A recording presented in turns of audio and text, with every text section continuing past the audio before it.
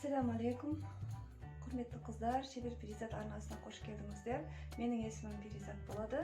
Бұл арнада сіздер тігінге және қолөнерге байланысты түрлі лайфхактармен және де мастер-класстармен танысатын боласыздар.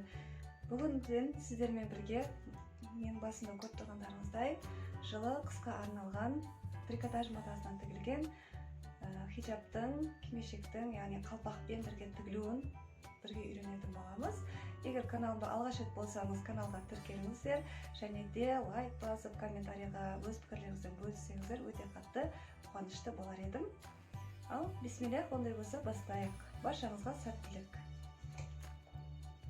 Бұл киімді тігу үшін мен 1 метр трикотаж матасын қолдандым. Ең алдымен созылатын және де еніне өлшеп аламыз да, созылатын жағынан матамызды бүктеп аламыз. Шамамен өзіміздің орамалымыздың өлшеміндей. Трикотаж матасының енінің ұзындығы 1,80. 28 см ол менің басымның өлшемі. Осылай матамыздың басталған тұсына белгілеп аламыз. Ал орамалымыздың ұзындығын енді өздеріңіз білесіздер, 60 см-ден 70-80, қаласаңыздар 100 см-ге дейін де алуларыңызға болады.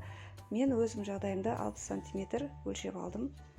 Егер орамалдарыңыздың арқа жағы ұзын болып, белге дейін түсіп тұруын қаласаңыздар, онда ұзарта бересіздер және де еніне де жаңағындай қосуды ұмытпау керек ол кезде.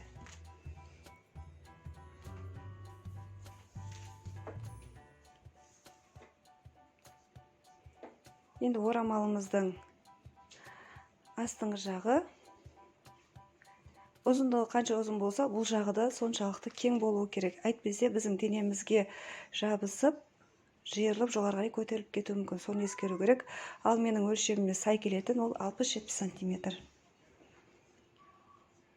Белгілеп алғаннан кейін, сол белгілеген астыңғы сызықтан жоғары қарай 5-4 см өлшеп аламын. Сол жерде нүкте қойып, сызық жүргіземін. Жоғары қарай кішкене доға сызық сызғызып, осылай өлшеп сызып аламын. Бұл менің орамалымның астыңғы жағы. Енді осы жаңағы соңғы нүктеден бастап біздің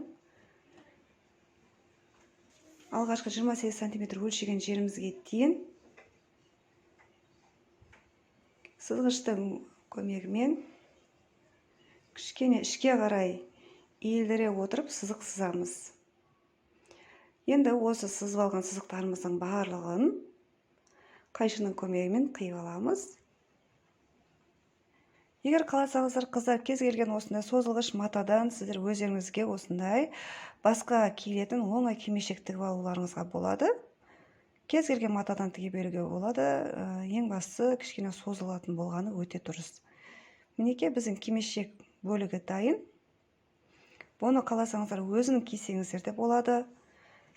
Қаласаңыздар ішінен бойнемен немесе сыртына қалпақпен киюге де болады. Енді біз қалпағымызды пішіп алуымыз керек. Ол үшін матамның астында қалған кішкене қиық матаны екіге бүктеп аламын.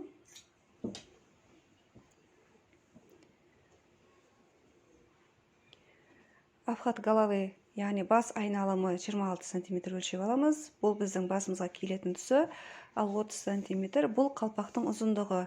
Яғни сіздер қалпағыңыздың басқа киілген жері қайырылып тұрған қаласаңыздар, немесе қалпақтарыңыздың ұзын болғанын, арқа жағының салбырап тұрғанын қалайтын болсаңыздар, ол кезде ұзындау қылып ала бересіздер.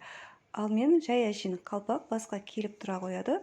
Сондықтан 30 см менің басыма қайрағанымен қосқанда толықтай жететін болды. Сондықтан 30 см алдым. Енді осы 4 бұрышты қиып аламын да, матамның шетінде кішкене қиықтары бар екен, қисық жерлерін, оны қиып алып тастаймын.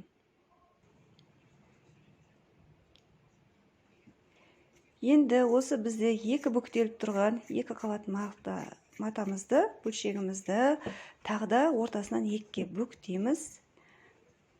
Сөйтеміз да, жоғарғы жағынан төмен қарай 2 см, ал жанына қарай 5 см сызық жүргізіп өлшеп аламыз.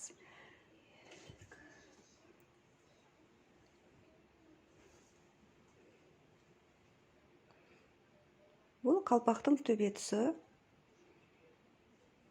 Енді осы белгілеп алған жерімізді қайшының көмегімен қиып алып тастаймыз.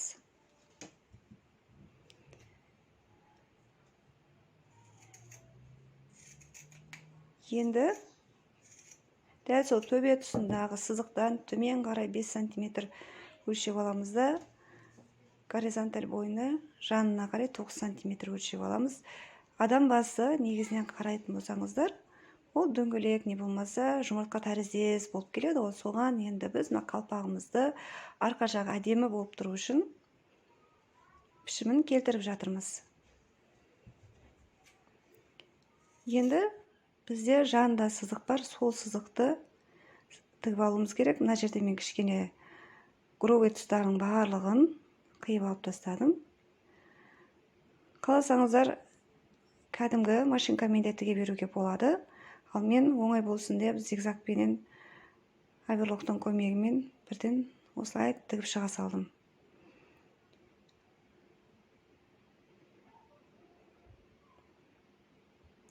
Қазір таңда базарда болсын, дүкендерде болсын, мата сатардан осындай әдемі маталарды табу өте оңай. Сондықтан өздеріңіздің қалағандай базардан таппайтын болсаңыздар, матасын сатып алып, осы бойынша тігіп киіп алсаңыздар болады. Ары кетсе жарты сағатта бітеді.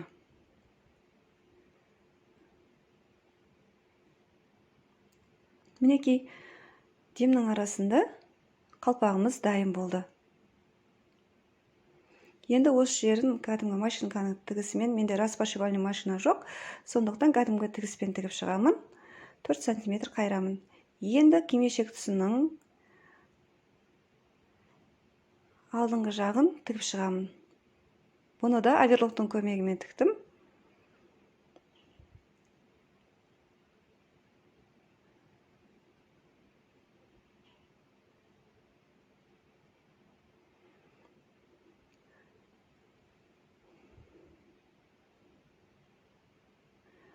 Қатты бас қатырудың да қиындығы жоқ. Әсіресе осы кимешек түрі кез келген адам басына әдемі жарасып тұрады, және де кез келген адамның қолынан бұны тігу келеді.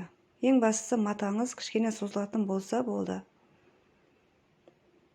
Негізі қатты шыт маталарынан да тігуге болады, бірақ та олар кішкене баса қатты тұрады, және де созылмайды. Егер де қатты созылатын мата алсаңыздар, ол кезде шамалы 1-2 см қысқа алу керек, өйткені ол жаңағыдай созылып кетуі мүмкін. Енді басымызға киілетін тұсын 1-2 см, менің жағдайымда 1,5 см алып қайырып тігіп шықтым.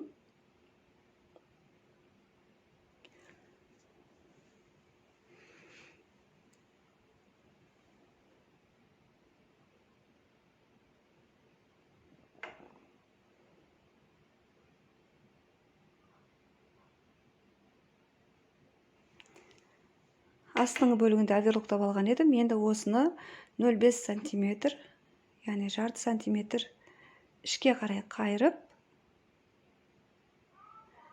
түзу тігіс жүргіземін.